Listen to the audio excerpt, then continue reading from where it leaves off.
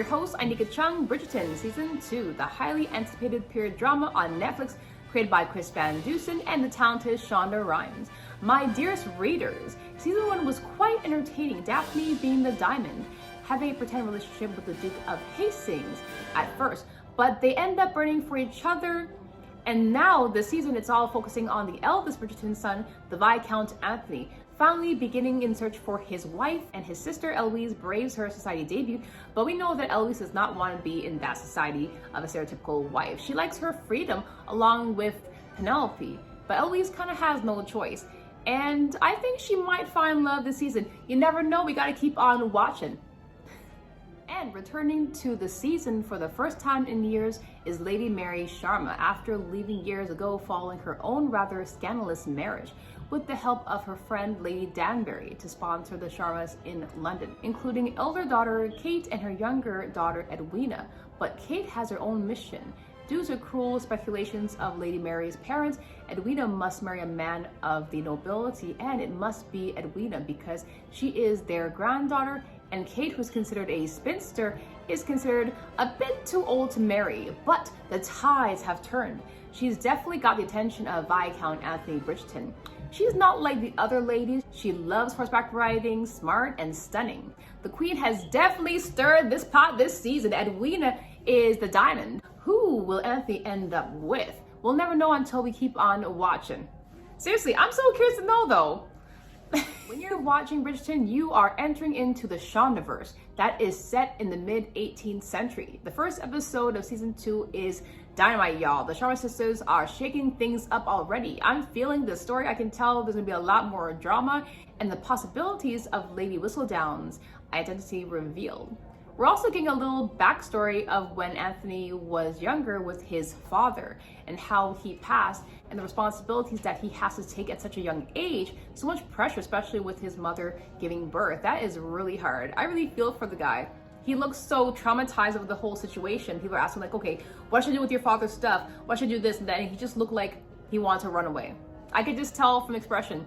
But he had to stay and he had to man up at such a young age, basically taking care of his family, his siblings. And I can see why he barely smiled a lot. He was always so serious. I see why he never wanted to get married. And since his father passed, he never had a male figure in his life to kind of raise him and show him, how to treat women.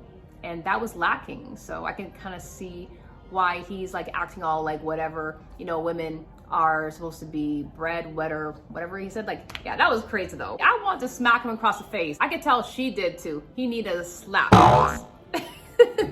I have to say that. Otherwise, he's still handsome still. I've watched so far episode 2 and 3 and it gets really interesting. Some surprising moments, especially with the Featheringtons. I did not expect this at all. She's trying not to get kicked out of the house, so she is going to all measures, especially hooking her daughter with the cousin, saying, oh, it's her fourth cousin, so what? Like, she's out of her mind. The scene with Lady Danbury and Kate was intense. It made me sad when Kate said that she wants to be alone when she goes back to her country. She is so young. Lady Danbury came hard at her like an aunt, but she was speaking the truth, and that definitely hit home for Kate. And definitely that brought a smile to my face because she was trying to save her, letting her know that you're still young, you can still find love. And I know she can. So that definitely made my day. Thank you, Lady Danbury, for talking to Kate. When the Sharmas are invited to the Bridgerton ancestral home, that's when I can see things are starting to get slightly better between Kate and Anthony. And I see the chemistry between them already. And I can tell they're starting to kind of like each other, but they're keeping their distance at the same time.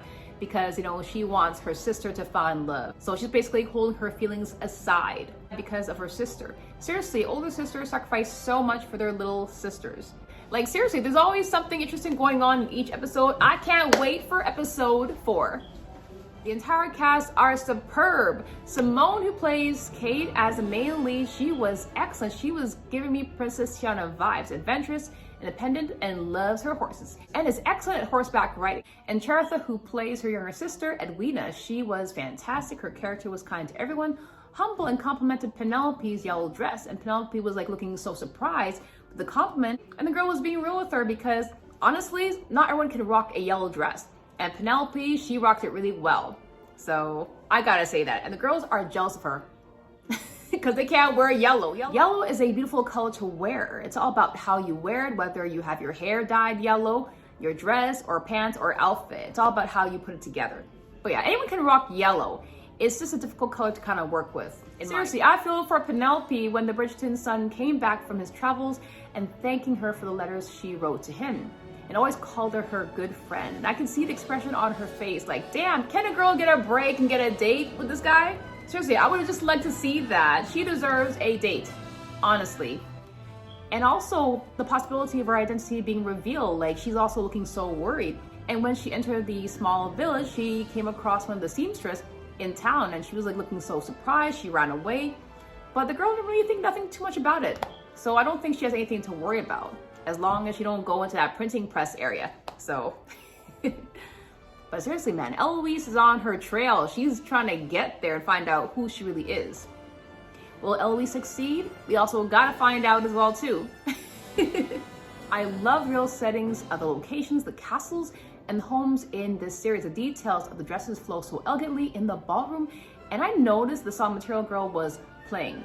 I like the song, but I don't think it was the right choice. Maybe the Wonder Woman theme, the Mascara, or Ella Fitzgerald, It Don't Mean a Thing, or Lady Gaga, Bad Romance. Those are my suggestions. Y'all, have you seen the cinematography in this series? It is on point.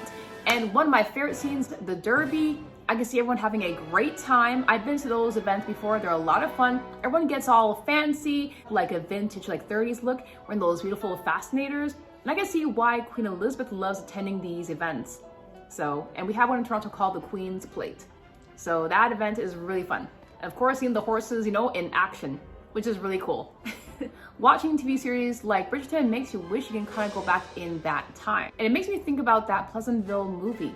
If I had a remote, I would just zap myself right into that Bridgerton TV series and just have a great time just for 1 year. I would love that. Has anyone ever actually thought about that? Seriously, like just going and zapping themselves in Bridgerton. That'd been cool. I think that would've been a really great movie for a girl living in the 21st century and then she's in the world of Bridgerton. That'd be a cool story. Shonda Rhimes, make a movie like that. What did you guys think about Bridgerton season 2 and what is your favorite episode?